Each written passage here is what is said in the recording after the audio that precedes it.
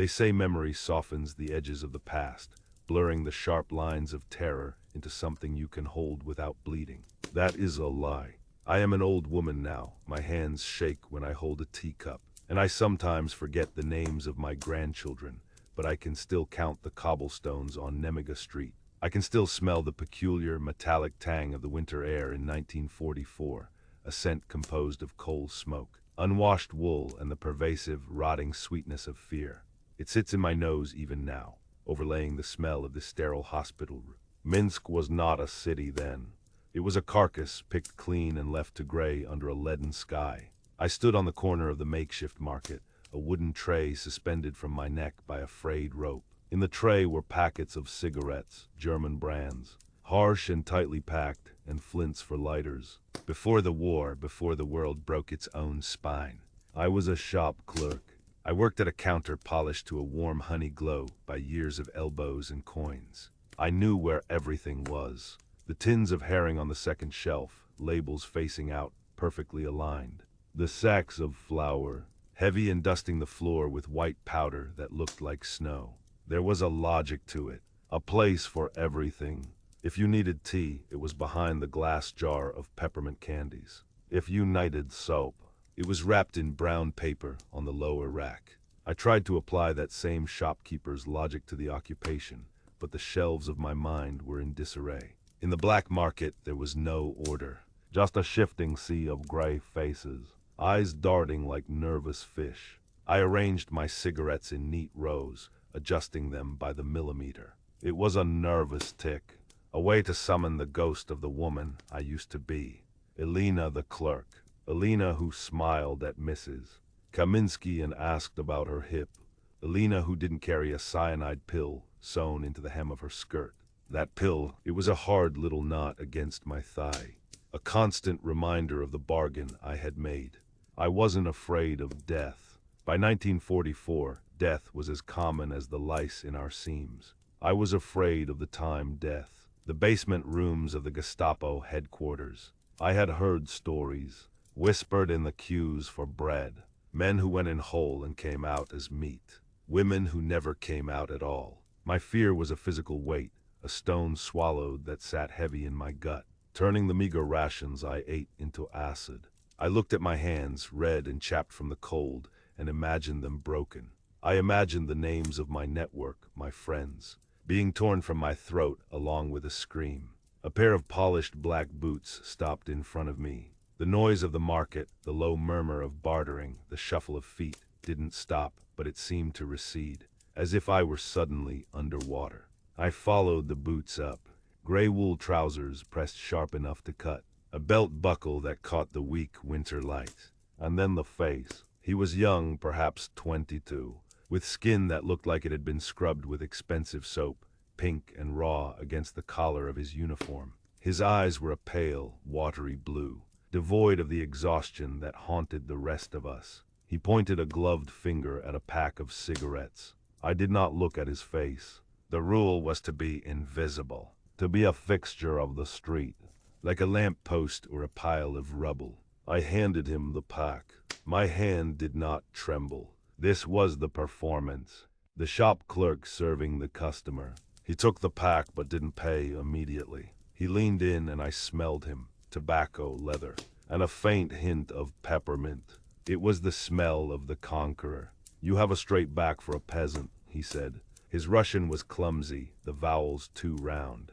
I kept my eyes on his chest buttons. "It is the cold, pan officer. It freezes the spine." He laughed, a short barking sound that had no humor in it. He tossed a few occupation marks onto my tray, worthless paper, really. But to refuse it was to invite a bullet. His eyes lingered on me for a second longer, a moment that stretched into an eternity. In that second, I wondered if he saw the hatred burning behind my retinas. I wondered if he could see the map of partisan drop zones etched into my memory, or the list of call signs I recited before sleep. Then he turned and walked away, the leather of his coat creaking. I exhaled, a cloud of white steam escaping my lips. The stone in my gut felt heavier. It was 10 minutes later when the signal came. A man in a torn sheepskin coat bumped into me, hard. It was clumsy. Intentional. As he recoiled, muttering a curse about clumsy cows, his hand brushed my tray. When he moved on, disappearing into the throng, there was a new item among the cigarette packs. A matchbox. Not one I sold. I didn't touch it. Not yet. I waited, arranging the rows again, checking the street. A patrol truck rumbled by, its engine coughing smoke. Two women argued over a turnip. Save. I palmed the matchbox and slipped it into my pocket. I didn't need to open it to know what it meant. The center was calling. Operation Bagration was coming, the great storm that would wash the fascists from our land. But they needed eyes before the thunder. I packed up my tray early. The sky was darkening, turning the gray city into a black silhouette. I walked the long way back to the safe house, a cellar beneath a bombed-out bakery. Only when I was alone, with a single tallow candle guttering on a crate, did I open the matchbox. Inside, written on a scrap of onion skin paper in a cipher I knew better than the Lord's Prayer, were the coordinates for the dead drop. I decoded it in my head, the numbers rearranging themselves into streets and landmarks. My breath hitched. I read it again, hoping I had made a mistake. But the numbers were stubborn. They pointed to one place, Lenina Street, number 14. My shop. The paper trembled in my fingers. My shop. The place where I had stacked tins and weighed flour. The place that had been seized in the first weeks of the occupation. It wasn't a shop anymore. It was a communications hub for the Gestapo. A fortress of wires and radios, guarded by men like the one who had bought my cigarettes. The irony tasted like bile. The intelligence I needed, the troop movements, the defensive lines for the coming offensive, was hidden in the walls of my own past life. I had to go back. I had to walk through the door of the ordinary world I had lost, now occupied by monsters, and steal the future from under their noses. I burned the paper in the candle flame, watching it curl into black ash. The smell of the burning paper reminded me of the day the bombs fell, the day the glass of my shop window shattered inward, covering the floor in diamonds. Step, step, avoid the squeak. Duck under the beam. 3 paces to the door. The handle turns left, not right. Tab, focus. Focus on the floorboards. Focus on the hinge. Yuri was gone. I could not save him. If I tried, we would both die, and the offensive would fly blind. I checked the time on the church tower clock visible over the rooftops. 10:15. The guards were due for their smoke. There was a rear entrance to the shop, a delivery grate that led down to the coal cellar. It connected to the storage room by a narrow flight of stairs. In my time, we kept it padlocked, but the Germans were arrogant. They worried about the front door, about partisans with grenades, not rats in the cellar. 10:20. The guards exchanged a few words, laughed, and walked around the corner of the building. Out of sight of the street. This was it, the threshold. I left the doorway. I didn't run. Running draws the eye. I walked with purpose, shedding the old woman's shuffle. I crossed the street, the cobblestones slick with ice. The hum of the generator grew louder, vibrating in my soles. I slipped down the narrow alley that ran alongside the building. The smell of unburned diesel and wet coal was overpowering here. The alley was in shadow, protected from the street by the bulk of the neighboring tenement. I moved quickly to the grate. It was an iron grid set into the pavement. If my memory served, the catch was rusted. But if you kicked it on the left corner, I reached the grate. I looked down. My heart stopped. The grate was not empty. Standing directly on top of it, boots planted on the iron bars, was a German officer. He was facing away from me, looking down the alley towards the main street. Smoke curled up from the cigarette in his hand, drifting over his shoulder. He was humming a tune, something light and operatic, completely at odds with the dungeon beneath his feet. I froze. I was 5 feet from him. If he turned, if he shifted his weight, he would see me. I was pressed against the brickwork, a shadow trying to merge with the wall. The 15-minute window was ticking away. The guards would be back soon. And here I was, paralyzed, with the key to the mission under the polished heel of the enemy. He took a drag of his cigarette, the embers glowing bright orange in the gloom. He shifted his weight. The leather of his coat creaked. He began to turn his head.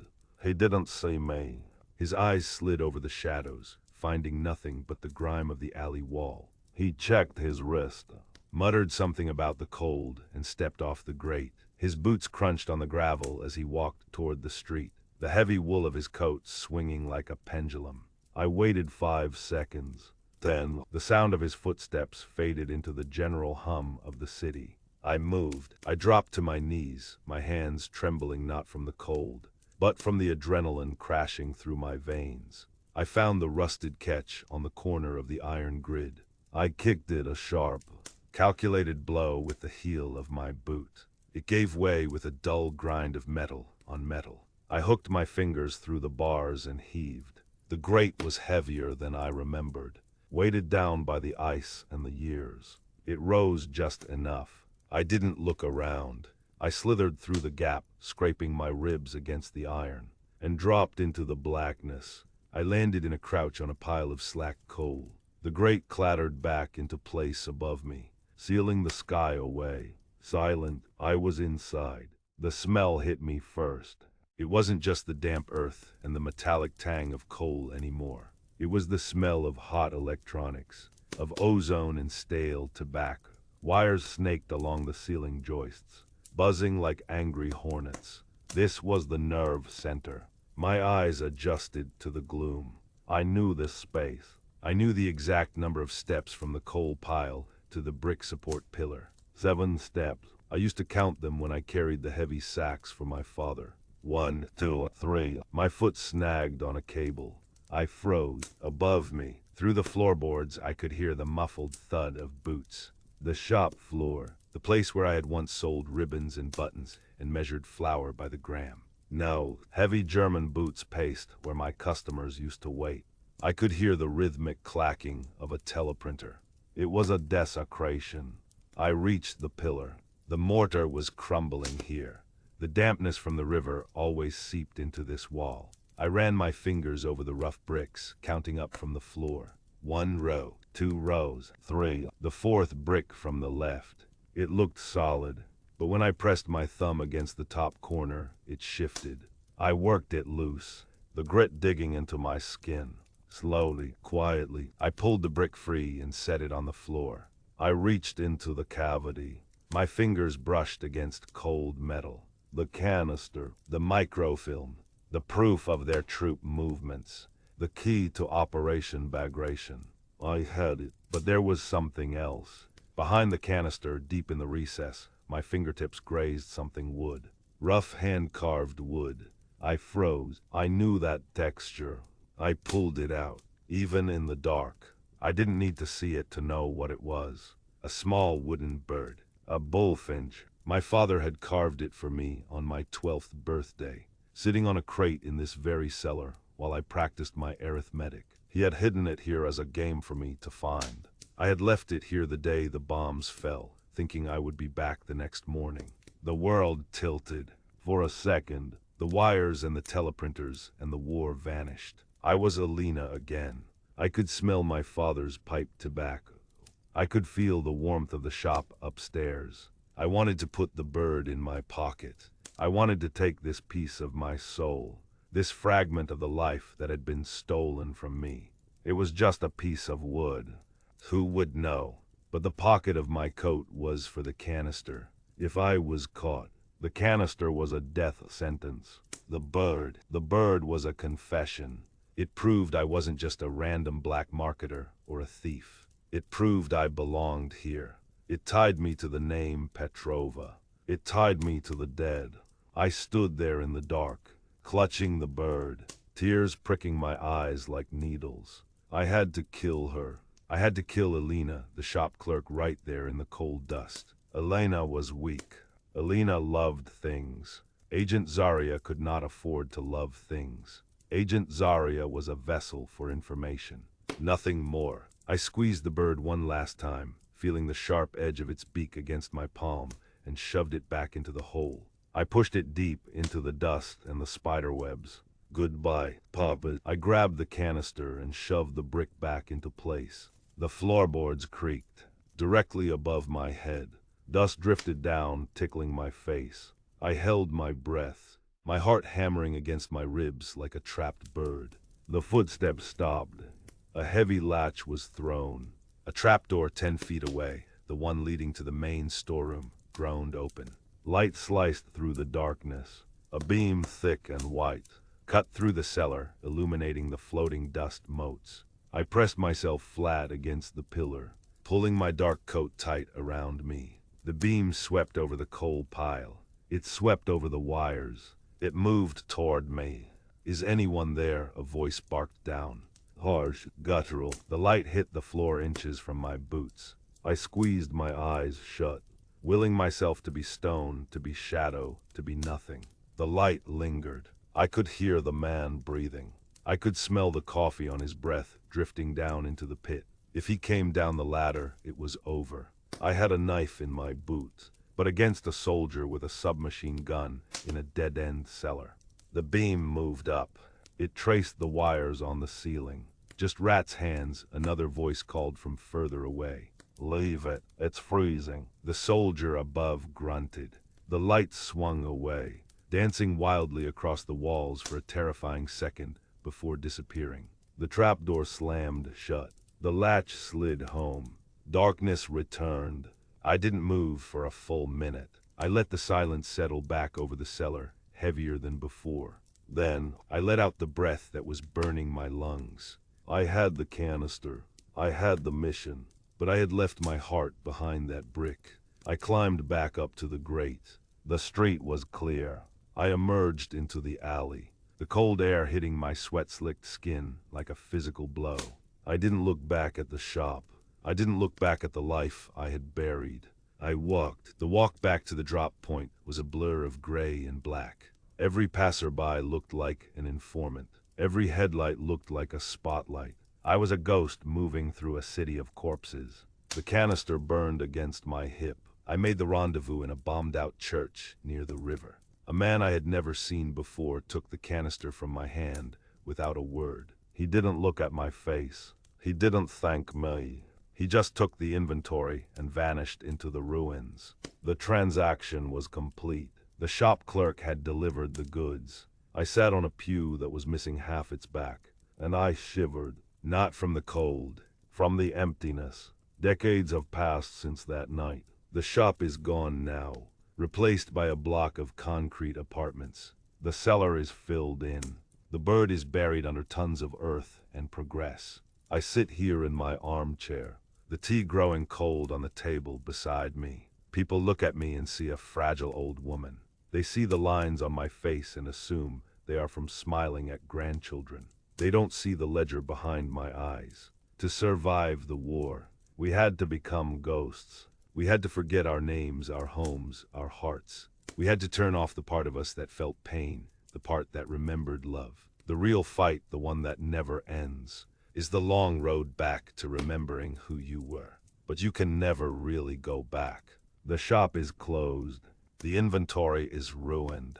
I still find myself organizing things. I line up my pills on the counter. I stack the magazines in perfect symmetry. I count the spoons. I am trying to create order in a world that showed me only chaos. I am trying to balance a book that will never tally. Every time I see a wooden carving, every time I smell cold dust, I am back in that cellar, holding the wooden bird, choosing to let it go. I chose to live, but I wonder sometimes if Elena Petrova died in the dark that night, and only the spy walked out.